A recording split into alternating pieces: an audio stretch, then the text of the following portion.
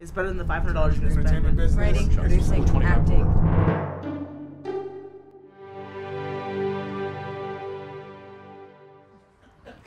Hey everybody, welcome to Hollywood, California. And welcome back to the Casting Couch. I am Todd Stroik, your host. And I am Carrie Kabanoff. And Carrie, what's going on up there? Don't like my hair? Gosh, I'd love it if I had some birds that needed a nest.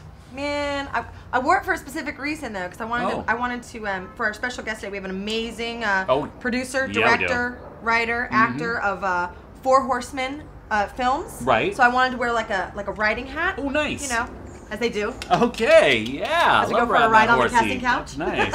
Okay, so anyways, let's take a look at some of 4 Horsemen's films' work. Oh, hello.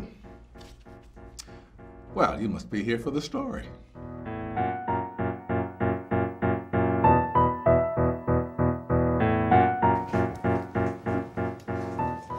That way. Well, it's that time of year again, boys and girls.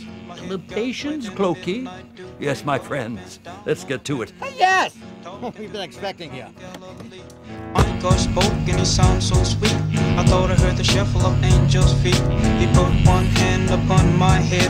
Glad God Almighty, let me tell you what he said. Don't tell that. Oh, wow, that was pretty amazing. Super talented. Let's give it up for our guest today, Andre Gordon. Yeah! Thank you so much for joining us here today. Thanks for being here. Gosh, we're so excited to have you here on our casting couch.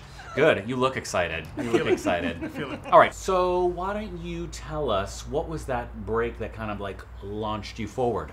You know, guys, it's funny. I think most people think about, oh, my big break was what role did I get? What agent did I sign with? But to me, it was more the day that I decided that I was going to make my dreams happen no matter what. Great. When my mindset changed to commit to my truth of moving out here, that's the day I felt like the universe conspired on my behalf to move me forward. Great. So you got out here. I drove out here from Miami, and you know, it was hard. I called my friend and I was like, hey, I'm gonna come to town. I'm gonna be the next Denzel. That's right. You're gonna be the next Enrique I know. I said I was Iglesias. gonna be the next Denzel. You're I don't know what You're this happened. close. I don't know what happened. I thought you were Denzel. I'm really embarrassed. Almost there. It's Todd Zell. So, oh, okay, good. It's my nickname. Well, so as far as my actual break here in LA, I got the series finale of Spin City. Oh, Michael J. Fox, right? Charlie Sheen at the Oh. time. Michael J. Fox. That was I know, earlier in the, all of us white people look the same. Yeah, That's true. That's true. it's true. I'm glad I'm Mexican. I thought you were. That's right. I thought you were Denzel. Hola. You're Denzel. You're I'm a Mexican. Latino Denzel. Aha! He's a chameleon. Well, you know, that show, it's funny, I went in for that show 4 weeks in a row. Wow. And I got a no for 4 weeks in a row. I met the casting director at a casting director workshop. Great. Oh, which good. We'll talk about Yeah. later. And they brought me in for the last episode, and I got the part. It's funny Great. because it's my break, but Yeah. it was like 3 lines. Okay, so you've been an actor for, 12 years now, Yep. right? So, and you've worked pretty much in every platform out here. So how did you make that transition from working across the board into actually starting this production company, for Horseman Films? Yeah. Well, I think one thing that's really important for the actors who are planning to come out here and understand is that you cannot wait for someone to give you a job. If you wait for someone to give you a job, you'll be You'll be here waiting forever. forever. Right. So it relates to our first question, I was tired of doing 2-3 lines in a show. I said to my partner at the time, who was also thinking of starting a company, that I wanted to have more control over the creative content that I participate in. Yeah. Right. And the way to do that was to create a company where I can control the content, where I can actually have a say in what I do on camera. Right. So I opened up the production company. That's great. Did you start with using your own material? Like, I want to do a short film, and then starting with Yeah. that, did you also collaborate with your partner and say, okay, what are things that you're working on? Yeah, we started with short films in 2006. And then my first big thing that I was like, oh, people are going to know me. They didn't. It was this show called Black Inside. It was about a black guy who comes out of the closet about being black because he thinks he's white. Oh. And his friends think he's white. So we did that on YouTube. It, like, at the time went viral. Had like 1 million hits. Wow, great.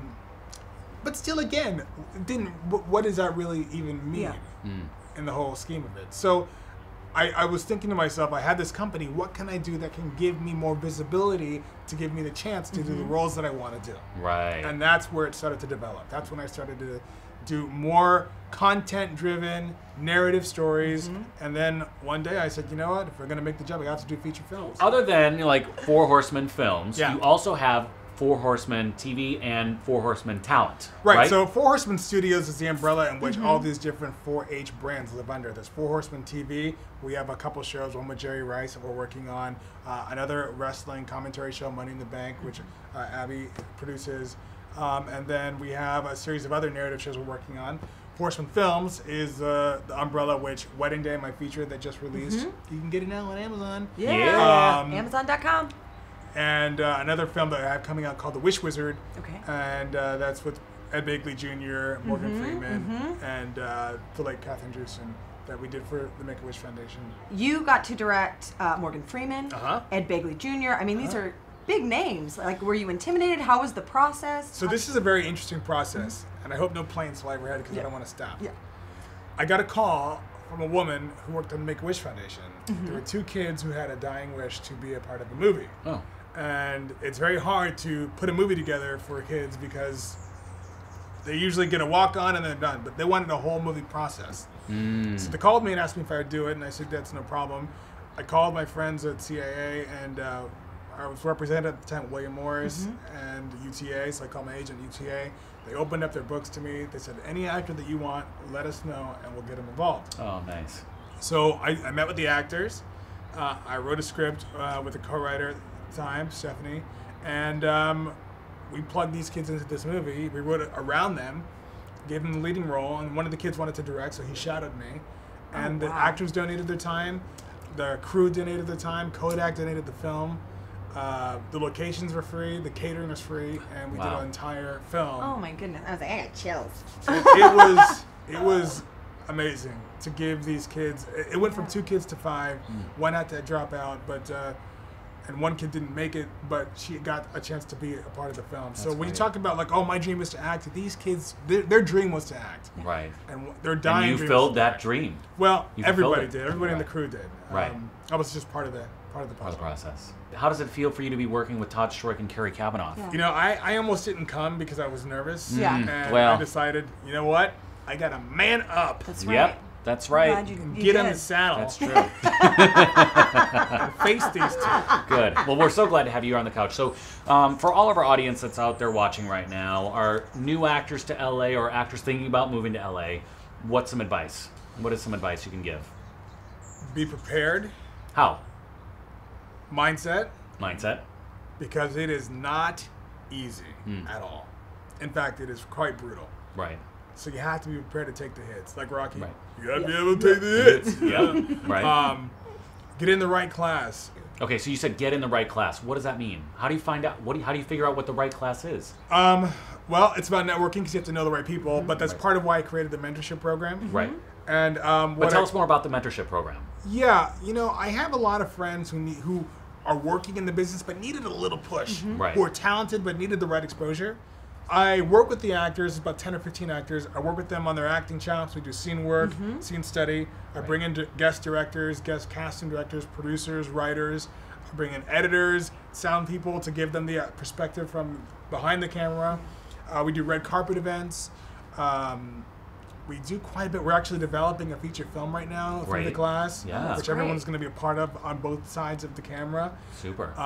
And we donate part of the tuition to readjusting veterans who are coming back from from the war. Look at you. That's he just amazing. keeps giving Just back. giving back. Every 5 minutes he's giving back. You have to give back. You do. Okay, so for those people out here that are watching and they want to get involved with your mentorship program, how does that happen? Or is there a way to apply? Yeah, you know, there's normally 10 to 15 people in the program at a time, and people don't drop out because they like the program. Right. But I've been feeling more open to opening it up, potentially even creating 2 different classes, 2 different sides of it, because I do think that if you have an opportunity to help people out, that you shouldn't restrict it to just 10, 15 people. Yeah. Right. but it's hard to find committed people that also fit the vibe and the of the group. Because part of it is building that community. If you're creating something, it's being able to trust the people that you're working with and feeling comfortable enough to really put yourself out there and create material that you might not be so open to creating if you don't feel comfortable. It's with a who you're support working group, with. a creative support group, and what has been really important to me is that I've learned that the first few years in LA, I was I was working at Universal. I was doing jobs I didn't really want to do. Yeah. So I gave them also an opportunity to do some business, to a business venture through the mentorship program, so they can open their own small business. Great. And then they can use that money towards giving them I'd say creative freedom to go into an audition without worrying about finances. Yeah. Right. So a lot of our actors take advantage of that program as well. Right. So there's a couple different ways. It's usually through referrals, an industry referral or someone that I know, which is a referral. I interview people, they audition, and I have a small board of people that are on there with me, and we make a selection. And if they're in, they start right away every Tuesday night, 8 o'clock. Great. Great. Yeah. So you were in a casting director workshop. So you believe in workshops. I do believe in workshops if you're seeing the right people. Great. If you're seeing the people that can hire you. Right. So part of that also is just doing the research, right? Right. Being aware of what classes are being offered, who's coming into these classes. Having the discipline to find out the information that's going to actually push you forward. One of our actors in the mentorship program just did an episode of Modern Family. Super. Which is really exciting because they got seen through the mentorship program. Great. So. Great. Any last tidbit for our little golden audience? nuggets for anybody out there? We call them golden nuggets. Golden nuggets. Huh? Yeah, we like to eat them up. We like to pan them. I like to drizzle honey on them. I call them chocolate nuggets. Oh, all right. Carrie likes a chocolate nugget. Delicious. That's right. Anything? I would say, I've said this before to people that know me, that if you really believe in what you're doing, and if you find a why, the reason why you're doing that, if it becomes bigger than you, then you'll be successful. Right. When you find your why, then you find your way. Right. Yeah. So figure out what you're doing this for, why you're doing this. If it's just, I just want to be famous, it probably is not going to happen. Right, right. Thanks so much for joining us here on the Casting Couch. If people want to follow you, how do we do that? You can, there are a few different places. Right. Don't stalk me like I'm a house. I'm just kidding. Unless you want I already tried that last night. Securities around my house. No, I'm just kidding. My website is DreGordon.com. Okay. The company site is 4H Studios, the number 4, hstudios.com. You can follow me on Twitter at Directed by Dre. At Directed by Dre on Twitter. Great. Thanks so much for coming out. No Thank you for joining us this week on the Casting Couch. I'm Todd Stroik, your host. I'm Carrie Kabanoff. Don't forget, like us on Facebook, like us on the website, spread the word. Look around. Yes, tell your friends. We love you. We love our audience. Yeah. Thanks again, Andre. Thanks. And we'll see you guys next time here on the Casting Couch.